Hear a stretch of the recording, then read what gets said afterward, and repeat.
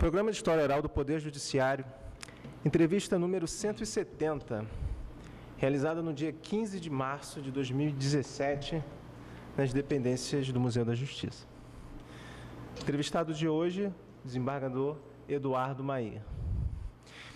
Antes de começarmos a nossa entrevista, passaremos a palavra para o desembargador Ronald Valadares.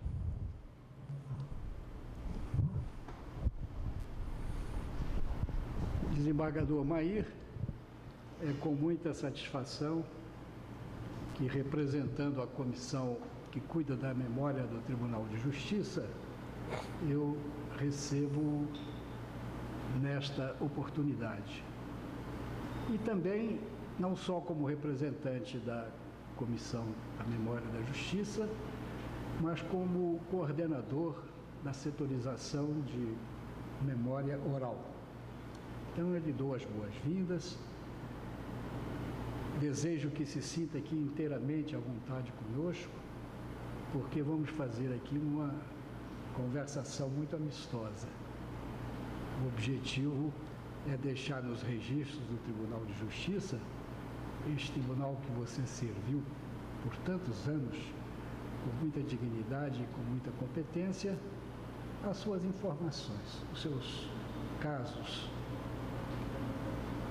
os seus ensinamentos para aqueles que vêm aqui pesquisar a esse respeito no futuro. Eu devo dizer alguma coisa de introdução a essa entrevista, sobretudo a respeito do desembargador Eduardo Mair, esse homem cuja personalidade foi voltada para a vida de juiz, mas que também tem traços muito importantes de uma cidadania de magistério, de uma cidadania de filósofo e poeta, de uma cidadania de muito contato com os mais novos que vêm não só trabalhar, mas como estudar o direito. Eu vejo no nosso entrevistado de hoje uma outra característica muito acentuada, é que ele é um homem cristão, é um homem que respeita dogmas da igreja, que se volta também para este aspecto de vida e que é encantado com o Natal. O desembargador Mair tem na veia do seu sangue que a época de Natal o ilumina muito nesses seus sentimentos pessoais. A nós, amigos e colegas de carreira, ele tem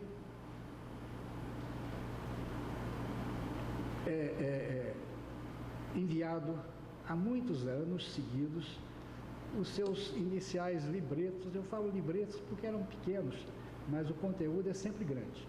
Esses libretos foram crescendo, foram tomando aspecto de livros, e a cada ano Mair manda para os seus amigos e para os seus colegas os seus pensamentos, as suas historinhas, os seus casos, que tem muito a ver com a vida do Natal, com o nascimento de Cristo e com o Cristo significativamente importando na nossa vida.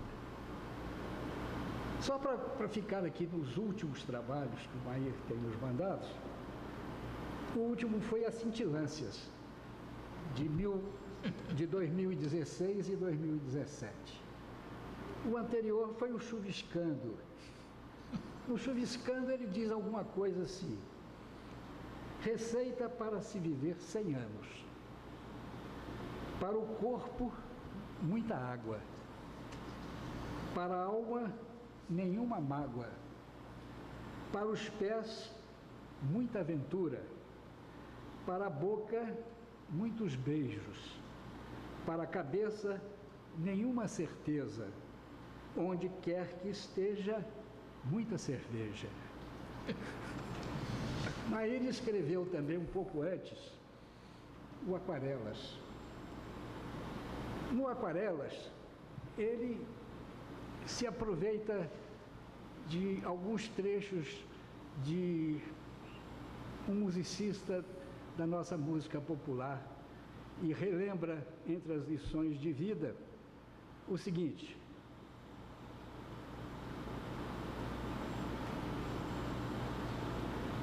eu estou falando aqui de Toquinho.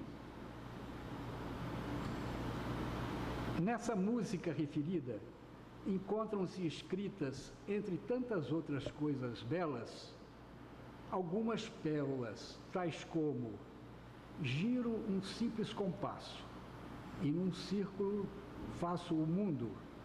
Um menino caminha e caminhando chega no muro. E ali, logo em frente, a esperar pela gente, o futuro está. E o futuro é uma astronave que tentamos pilotar. Não tem tempo nem piedade, nem tem hora de chegar. Sem pedir licença, muda a nossa vida e depois convida a rir ou a chorar. Nessa estrada não nos cabe conhecer ou ver o que virá de uma aquarela que um dia, enfim, descolorirá. Numa folha qualquer, desenha um sol amarelo que descobrirá. E se faço chover, com 2 riscos, tenho um guarda-chuva que descolorirá. Giro um simples compasso e num círculo faço o mundo que descolorirá. Então são lições que ele vai tirando de outras aquarelas para a aquarela que ele nos presenteou exatamente no biênio 13 e 14, 2013 e 2014. E ele lembra Ari Barroso, pintor, digo eu, da célebre aquarela do Brasil, né? Nossa aquarela pátria, que diz nos seus versos coloridos algumas coisas como: o Brasil, samba que dá, bamboleio que faz girar, esse coqueiro que dá coco, onde amarro a minha rede nas noites cheias de luar. Oh, estas fontes murmurantes, onde mato a minha sede e aonde a lua vem brincar. Oh, esse Brasil lindo e trigueiro é o meu Brasil brasileiro, terra de samba e padeiro. Brasil, Brasil. No Aquarelas do Eduardo Mair, ele nos dedica uma linda oração. Essa oração é uma oração celta, importante, e que nos aconselha, entre outras coisas, e em resumo, o seguinte: jamais, em tempo algum, o seu coração acalente o ódio. Que o canto de maturidade nunca asfixie a sua criança interior. Que o seu sorriso seja sempre verdadeiro. Que as perdas do seu caminho sejam sempre encaradas como lições de vida. Que o seu coração voe contente nas asas da espiritualidade consciente, para que percebas a ternura invisível tocando o centro do seu eterno. Que um suave acalanto lhe acompanhe na terra ou no espaço, e por onde quer que o imanente invisível leve o seu viver. Que o seu coração sinta a presença secreta do inefável. Que os seus pensamentos e os seus amores, o seu viver e a sua passagem pela vida, sejam sempre abençoados por aquele amor que ama sem nome. Aquele amor que não se explica, só se sente. E que este amor transforme os seus dramas em luz, a sua tristeza em celebração, e os seus passos cansados em alegre passos de dança renovadora. Um homem com espírito como esse de Eduardo Bailly, que é filósofo e que é poeta ao mesmo tempo, e que foi magistrado muito cumpridor dos seus deveres, caracteriza essa personalidade que nós temos aqui hoje, com muita honra, para ouvir as suas histórias de vida. Esse é o meu introito, esse é o meu abraço para você, Maria, nesse começo de conversa. Ronald, é bom a gente ter amigos, é bom a gente estar entre amigos, especialmente quando a gente reconhece que, acima de tudo, ter um bom amigo e ter amigos é o maior tesouro que Deus nos pode dar. Devo começar falando a respeito de mim mesmo. Quem sou eu? Eduardo Bailly. Nascido em 30 de abril de 1938, no Rio de Janeiro, carioca da gema. Aqui nasci porque mamãe aqui se encontrava, quis estar perto dela, mas eu me lembro muito pouco dessa época. Meu pai era alemão. Ele conheceu minha mãe na Primeira Guerra Mundial. Ele era médico, tenente médico, e minha mãe era voluntária da Cruz Vermelha. E foi um amor que surgiu no trabalho. Depois da guerra, o que fazer? A Alemanha em ruínas, inflação campeante. Papai teve uma ideia genial. Vamos ao Novo Mundo. E para cá vieram. Inicialmente para Rio do Sul, que era uma pequena cidade no interior de Santa Catarina.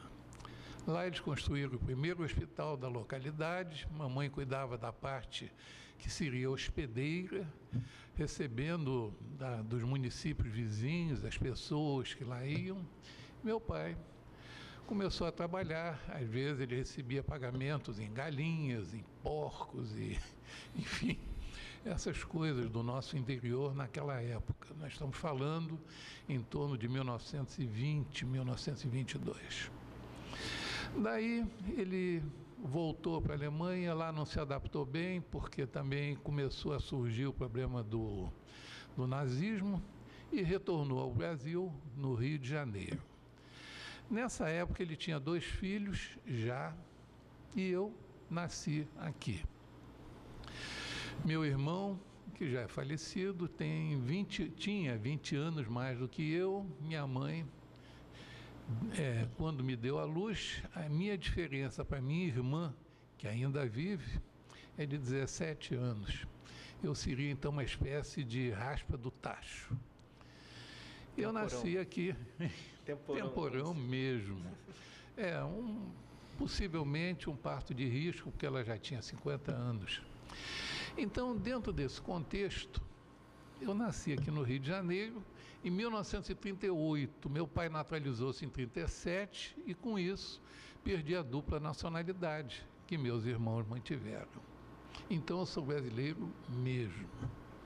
Bom, como é que começou? Qual é a lembrança que eu tenho? Colégio Rotier Duarte, Copacabana, onde eu fiz o primário. Depois, Colégio Malé Soares, vestibular, Faculdade de Direito da UEG, antiga Universidade do Estado da Guanabara. Cursei e me formei em 1960. Nessa época, meu pai já era falecido, ele não me viu formado. Eu, então, fiz 2 anos de doutorado aqui. Fui aluno do Oscar Tenório, do nosso falecido presidente aqui do Tribunal de Justiça, aluno de vários outros desembargadores. E em 1962 ganhei uma bolsa de estudos para estudar na Universidade de Mainz, Mogúncia, na Alemanha, Universidade Johann Gutenberg, onde eu estudei Direito Comparado e Filosofia do Direito. Evidentemente, 2 matérias absolutamente inúteis para o que eu depois vinha fazer. Ou seja, eu retornei, escritório de advocacia, advoguei bastante, cheguei a ser chefe do departamento jurídico de uma série de empresas, como a companhia Tejaner, a companhia Chicago Bridge, os hotéis Otom. E aí então tiveram a imprudência de me deixar passar no concurso para defensor. Defensor praticamente era a carreira inicial da magistratura. Muitos defensores depois fizeram um concurso, comigo inclusive, e passaram a ser juízes. Eu sou juiz desde 1972, da antiga Guanabara, no cargo de juiz substituto. Veio depois a fusão e nós então nos titularizamos. Eu inicialmente fui juiz auxiliar do nosso companheiro. Sim, com prazer, Décio. Temos agora o prazer de ter a presença do nosso companheiro Décio Xavier Gama, querido companheiro de concurso. E presidente aqui. Senta aqui, ó. Senta aqui para você assistir. Então depois eu vou. Tá bem. Bem, então, depois dessa visita tão agradável, tão ilustre, retornamos a 1972, 74, e aí eu fui ser magistrado, e houve a fusão, e fui ser, então, juiz auxiliar do nosso querido Murtinha, José Carlos Schmidt Murta Ribeiro, na 10ª Vara Criminal. Deus me tem colocado sempre em contato com coisas criminais, com as quais eu não tinha muita intimidade. Depois eu me tornei praticamente um criminoso nato habitual e por tendência, porque eu fui ser professor de Direito Penal, fui lecionar na Escola da Magistratura, na Faculdade de Direito, na cadeira de Direito Penal, com o professor Sérgio Cavalieri. Nós fazíamos uma dobradinha, eu dava Penal 1 e 3, ele dava 2 e 4. E assim foi uma vida dedicada ao crime. Só um pequeno parênteses, Mair. Na Defensoria Pública, Sim. Você atuou por quanto tempo antes de ser juiz? Mais ou menos 4 a 5 anos. 4 a 5 anos. Eu fui defensor público durante muito tempo nas vagas de ofícios e sucessões, pegando a primeira e a terceira, e o Mário Mannheimer, também já falecido, a segunda e a quarta. Depois eu fui para uma vaga de família e fui defensor público em vaga de família durante bastante tempo. Quer dizer, eu não tinha, na realidade, nenhum antecedente, não é, de direito penal. E fui ser professor de direito penal. É bom salientar, eu não estou muito convicto, mas porque não conhecia a fundo a Organização Judiciária do Rio de Janeiro do passado, mas a Defensoria era o início da carreira que se chegava ao Ministério Público, não é isso mesmo? A carreira começava-se como defensor público. Depois era-se promovido para promotor substituto, depois para promotor de justiça e depois para procurador, que era o término da carreira. Você só ficou no Eu fiquei da defensoria, só né? na defensoria.